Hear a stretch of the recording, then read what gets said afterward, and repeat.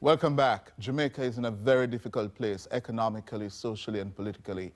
We have just witnessed the completion of the budget debate for the year 2014-15. That debate was dominated by the controversial withdrawal tax. George Davis has more.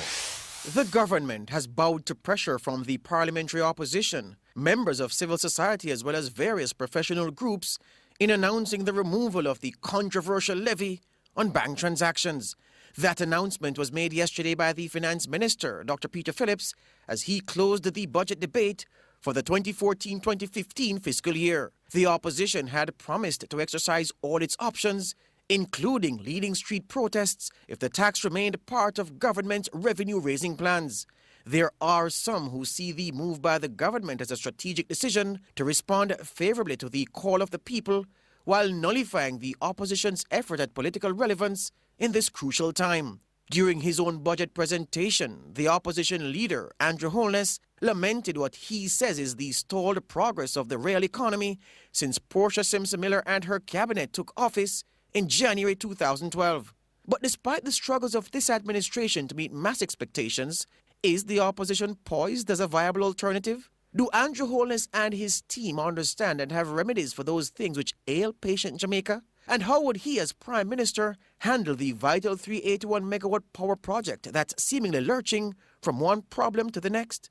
And how does he assess the government's growth strategy for the fiscal year? For Impact with Cliff Hughes, I am George Davis. Thank you, George. Well, several questions there for you, Mr. Opposition Leader.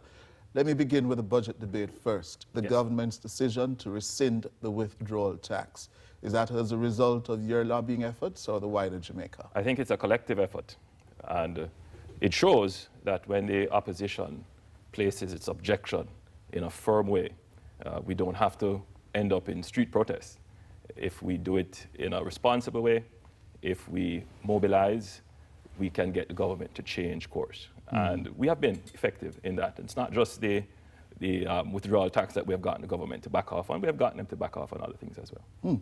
But is it real, the decision to withdraw the tax, is it more of a function that it touched a raw nerve right across Jamaica? Yeah, I would say that the government did not exercise its mind to find real solutions. They've come to Parliament with a real solution. Why didn't they do that before? That's a question to be asked. And that is why you need to have the effective opposition to pressure the government in Parliament, and we did that. The Finance Minister, in making the announcement of the withdrawal of the tax, said that, A, it's imperative that the government gets a consensus for it to continue with this very difficult economic program. And two, he's hoping that it will be seen as a sign of our growing political maturity. Would you not agree with that? We'd agree with that. You can't go through with any program of austerity successfully without having consensus nationally. When we were the government and we had to put in place austerity measures, we paid attention to what the people said. We waited for consensus. So consensus is important. And I take this business of our maturing democracy very seriously. I have made it a point of duty to be responsible in opposition, as an indication that I will also be responsible in government. And by responsible in opposition, some of your own party supporters, others say, responsibility for you seems to be a byword for not being vigilant, for not being coherent and consistent in tackling the government and exposing their inadequacies. I think timing is critical in all of this. There are those who want to just run out without substance, without research.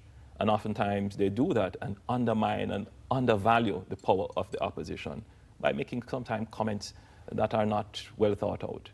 I approach these things differently. Everything I do, I research properly so that errors are not made. I get to know the subject matter before I speak. And you have to have the political sense to know when an issue places you on firm ground. So there are those who are agitating who would want us to somehow go and burn down the country for no good reason. Really? But you have those? To, of course, you have those who will always say that. But as a responsible leader of the country, and I take that responsibility seriously, you have to be sure of what you're doing and you must always be acting in the interest of the country. And it's one thing no one can say about it, is that whatever I do, it is in the interest of the country. But let me put this to you. Following or during the just concluded debate, you told members of the press corps that Prime Minister Portia Simpson-Miller is not fit to lead this country at this time. Why? That was the essence of my statement. And I gave the context within the statement. And I'm asking you why? Why? The truth is that where we are now, in our history, in our development, and what is required, leadership needs to have a long vision of development for the country. I don't believe that our present Prime Minister has a long vision. And the long vision is not 10 years. It's not just how to get out of this crisis. The long vision is a 50-year vision. What will Jamaica be in the next 50 years? It's a generational thing. So people of my generation will be thinking not just 10 years, 20 years, but they have to be looking way down the road. What will my country be? Not just on economic issues, but on social issues as well. And what is just glaringly absent from the Prime Minister is a sense of direction. What will she leave for the people of this country? In what direction is she taking the country?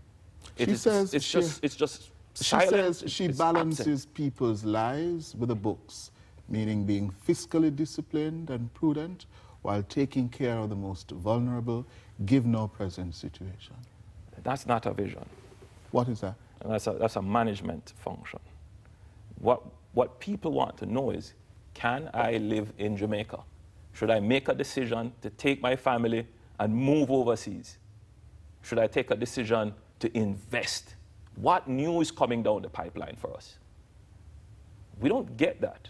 That's not something that you feel happening in your country. And my vision is to ensure every Jamaican child, firstly, literate, numerate, able to communicate, able to compute, able to create and innovate. I want to see this population well educated. We have to get a society that embraces the values which we have always embraced, but sometimes they seem so complex now, they seem so obscure. Freedom, inclusiveness, tolerance. We have to have a society that is forward-thinking. We have to move out of our society the politics of poverty and embrace a politics of prosperity. You have said a lot, a whole lot. Education, infrastructure, the politics of inclusion, tolerance, the politics of prosperity. Yes. After the break, we're going to pick up on a few of those. Stay with us.